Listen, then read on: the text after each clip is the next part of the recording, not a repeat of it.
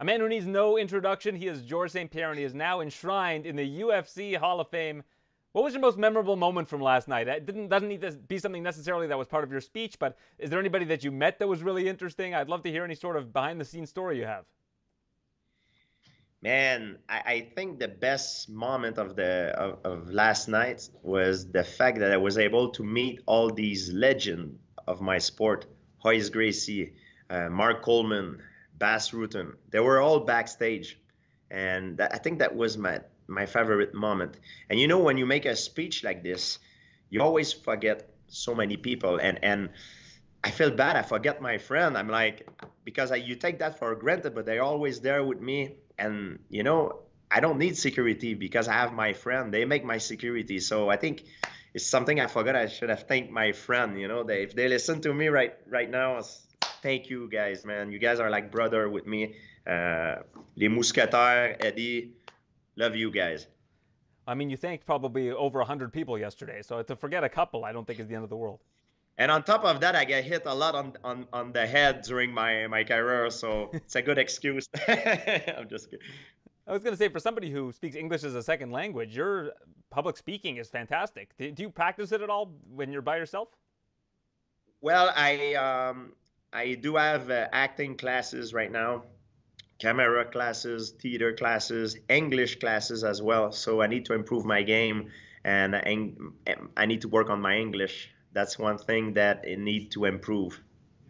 I get to meet all of the who's who of mixed martial artists as part of my job, but nobody has impressed my son like me telling him that I met Batroc the Leaper. That is impressive to him, and I like that. So I appreciate that you're taking these acting classes, and I can brag to my son about somebody who he actually cares about. Yeah, Batroc. Anyway, you know what? For Batroc the Leaper, I didn't need really much to improve my English because he's a French mercenary. But if I want to have a future in this industry, I need to improve. And I have an excellent English teacher in Julia. So another person I forgot to thanks last night. Do you have any roles coming up that you're allowed to share? I do have a lot of project. There is a big one, and unfortunately, it just got postponed because of COVID. So we're gonna start in 2022. It's something that is related to comic book. So stay tuned. It's gonna be amazing. Do you feel like people are going to stop bothering you now about coming back? Khabib's retired. Oh, I was wondering, you're there this weekend. I'm sure in the back of your head you're thinking, what happens if they call me if like Robbie Lawler can't make weight? They want me to fight Nick Diaz. Does that stuff still cross your mind at all? no, but I had a talk with Dana White, and I was laughing. I said, Dana, if you want me to come back, just hide and wait that I'm training somewhere. Let's say I'm with Freddie Roach and I'm hitting the pad, because when you're training, because of the mechanic of my movement, you become a different person. And just show up with a contract and say, hey, GSP, I have a fight with you. Would you want to take it? And I told him, I said, I'll take it in the blink of an eye. But I'm like, then after I go home and I'm like, oh God, I don't want to do this. It's too much stress.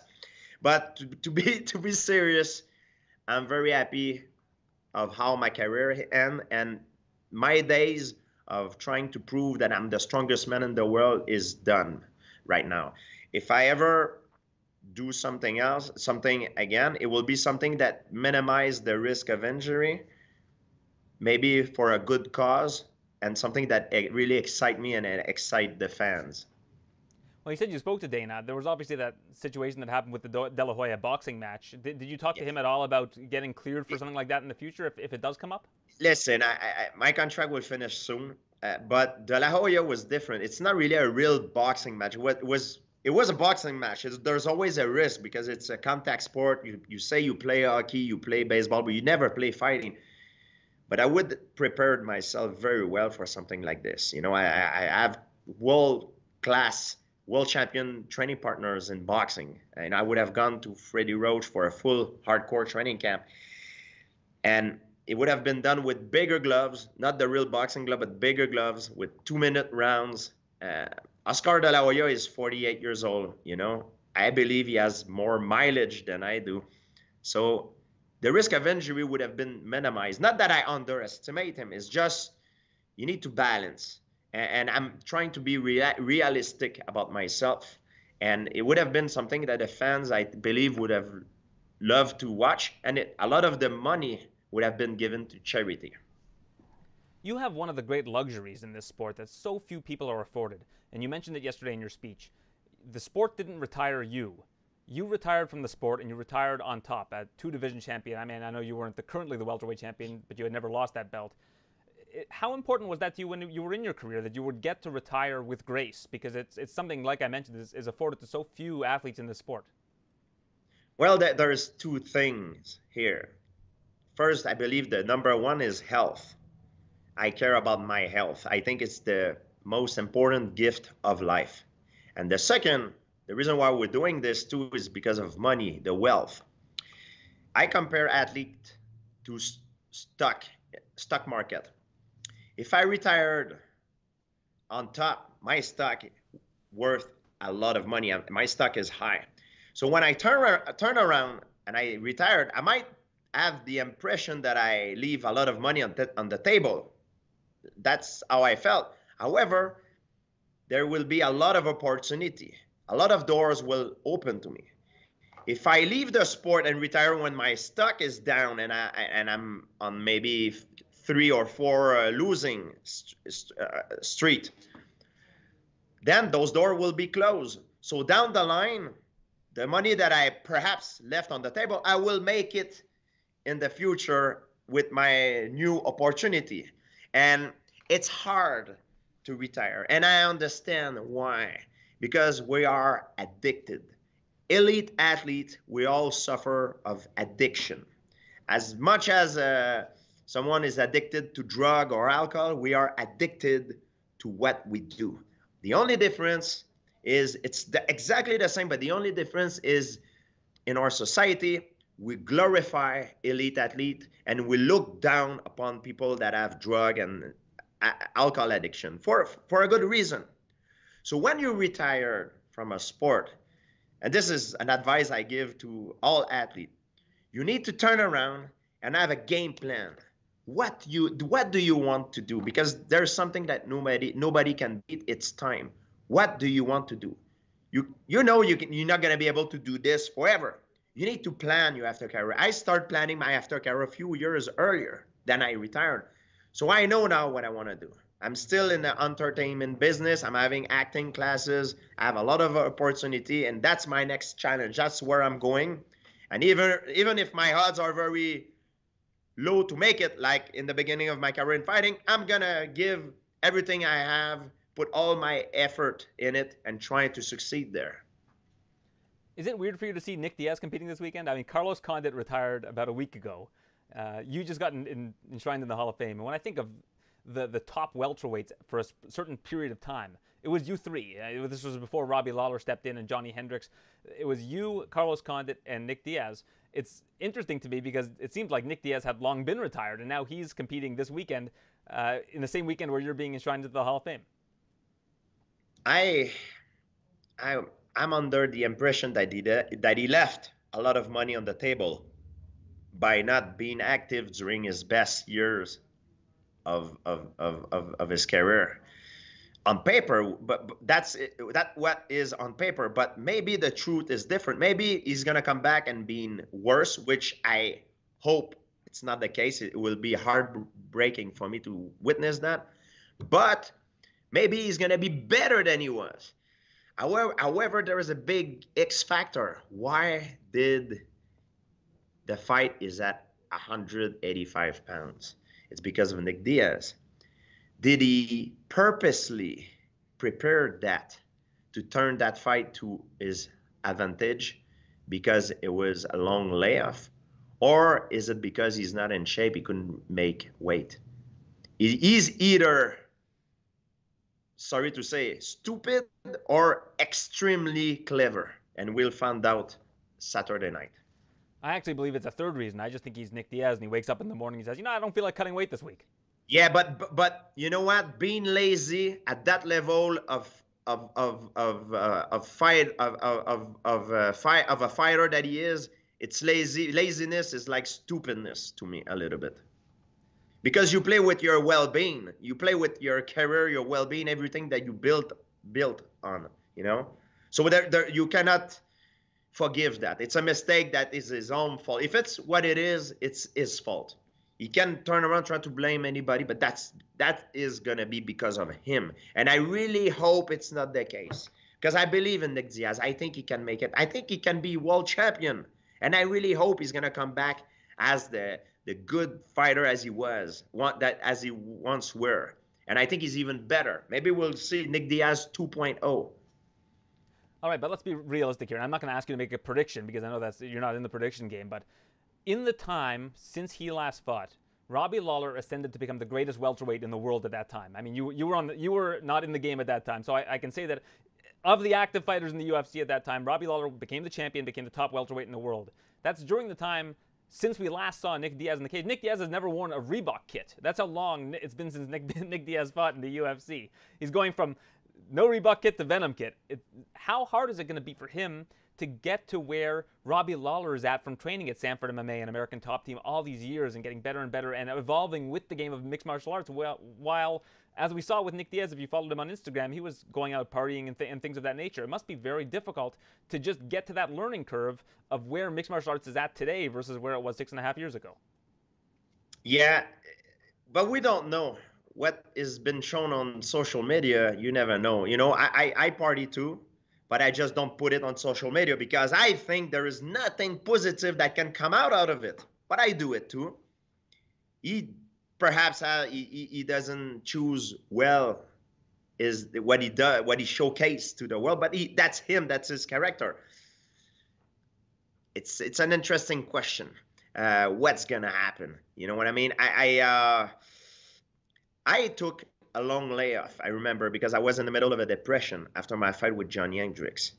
And it was the hardest training camp of my life because emotionally, I had a lot of issues. I took a long break, and it benefited me because I came back stronger. Maybe it's the same thing for Nick Diaz. I know he was going through a tough time. You know, he was suspended for marijuana. Maybe things didn't go well. You know, he had problems, and the fact that he takes some time off, maybe it's going to benefit him. I'm trying to be positive because I have the tendency to see always the positive thing in people and in situation. That's my nature. So I hope that's the case, and I hope we're going to have a good show, a good competitive fight. If I have to choose, I'm going for Nick Diaz with this one. Do you still get depressed from time to time? I mean, as somebody who, like you said, was addicted to competition and you've decided to withdraw from competition, do you ever get down about anything in life now that you're not active, or was it just a symptom of being a mixed martial artist? Life, every individual in his life has a cycle, you know? I'm no different than anybody else. But I'm aware that I am extremely fortunate and extremely lucky, and I really appreciate it. But I'm a very competitive person.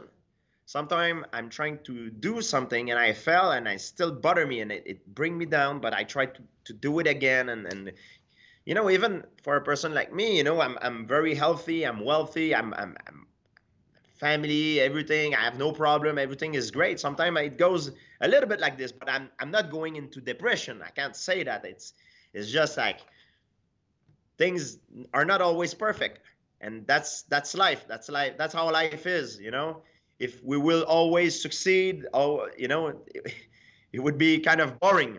That's what life is about challenge. Sometimes you fail, but when you fail, you need to stand up from it and try again until you succeed.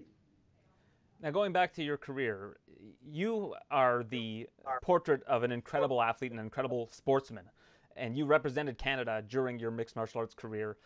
It took a while for the Canadian provinces to sanction mixed martial arts in certain jurisdictions. Do you feel like because of how well you represented the sport that it actually expedited mixed martial arts being legalized in different provinces because they looked at you as the image of what a mixed martial artist is? I believe it's because of a lot of things. It's not only me, it's a lot of things. It's also because of the media. I believe the media, it starts with being educated about the sport. Because when you first look at it, if you don't know about mixed martial art, you see two guys fighting, you think it's like a bar fight at 3 a.m. In the morning when they come out of the club. But when you pay attention, you realize, wait a second, these guys are professional. So it starts with the education. And I'm glad that the media were good enough to start educate themselves on the subject.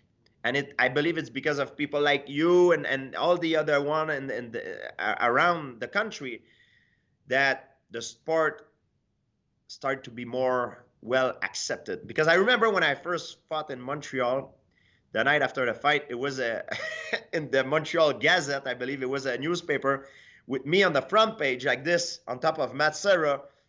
And the title was like, "The Barbarian Overthrown the Montreal Canadian for the Record of the Crowd." And I kept that article because I love it. And these same people are the one that are calling me for interview now, because they were not educated back then. They didn't understood the game, but now they do, and they can appreciate what they see. It's not a form of entertainment that is made for everybody. It's not. I'm not a fan of golf or car racing, or that's not my thing, but that's someone else's thing. It's not everybody that's gonna love our sport, but it's okay. But at least if you respect it as a legit sport, that's for me a big win. And that's what happened after the fight in Montreal because of the media. Now, I always say it's 3 minutes. Like, if you can watch mixed martial arts for 3 minutes and you're not squeamish and you can enjoy what's going on and you can kind of understand what's happening, and that you see that it's not a bar fight, like you said, you can accept it as a sport and get more involved in it. If you get too squeamish watching it for the first 3 minutes, you're probably never going to enjoy it or understand it. Is that fair? I agree. It's also depend of who's fighting who, the time period which fight are you watching? Are you watching the one from the beginning? You know what I mean? There's a lot of factor. But of course, there's some fights that are more educational than others. Yeah, it's funny. My wife has watched maybe 5 minutes of mixed martial arts in her entire life. And the fight that she watched was Anderson Silva against Thales Leites. And Thales Leites kept going to his back. And I kept explaining to her what was going on. I was like, it's kind of a chess match. He's better on the ground, and Anderson is better on the feet. And she was watching it, and she was fascinated for a while. But then as soon as the punches started getting thrown by Anderson, she was out. Yeah, exactly. It's something that it takes time to people to learn about. But once they do, a lot of them, most of them fall in love with it. Fighting is something that get us to our core, and I think it's something that everybody can relate to.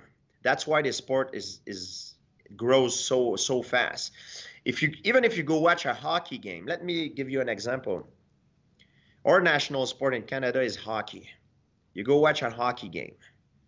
No matter how interesting the match is, if there is a fight that breaks out in the crowd near you, you will stop watching the hockey game and you will look at the fight, because it's threatening you. There is something that you can relate to in it.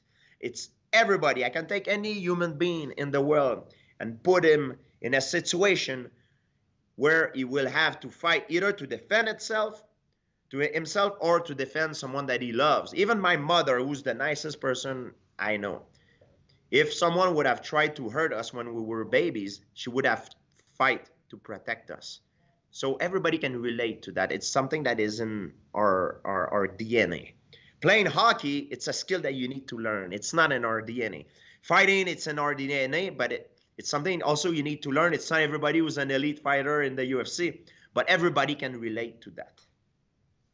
Now, I want to ask you about Jon Jones. I'm not going to ask you to comment on what happened today with him, but I do want to ask you about, at the end of the ceremony, you and him were standing next to one another and you guys were chatting.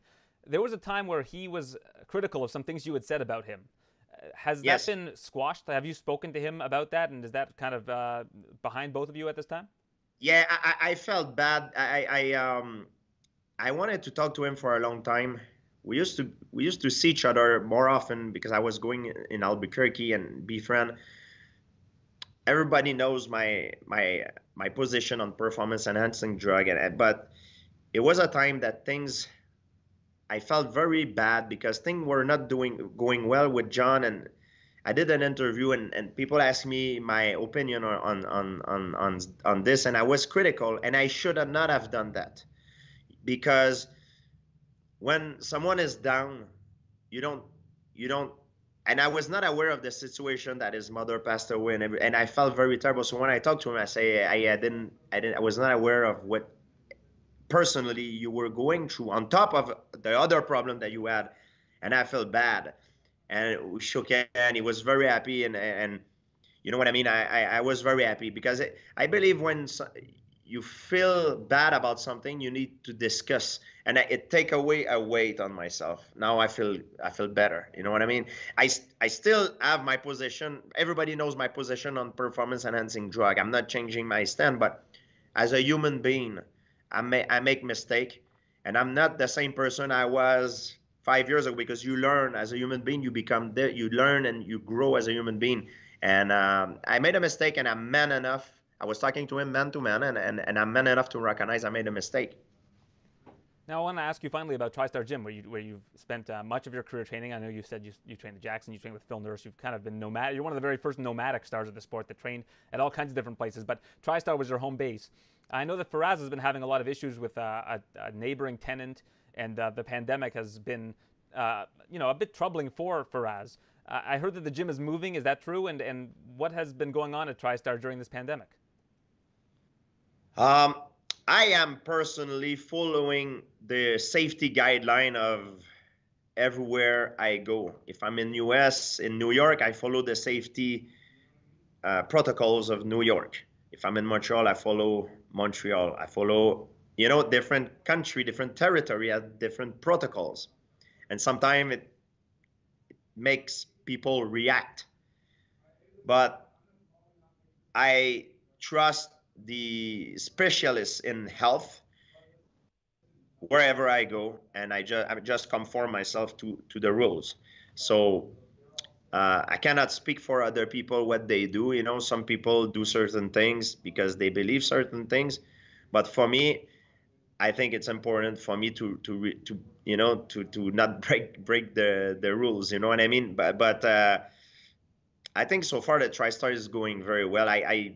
I didn't know that they were about to change location, but I know the gym is doing well, and guys are training now, and it's fun that the rules has changed since the beginning of the pandemic. Now people are allowed to train, and I'm back in the gym, and I'm very happy. For a long time, we were not able to do martial art, and I was trying to stay in shape by doing a kinesthetic and by other means.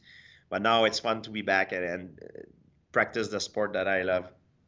It seems like there's something of a vaccine hesitancy among the athletes. Have you noticed that at all? Am I off on that? I'm sorry. There seems like a bit of a vaccine hesitancy among a lot of the mixed martial artists, that they don't want to get vaccinated. Have you noticed that at all? Yes, some people have different beliefs. I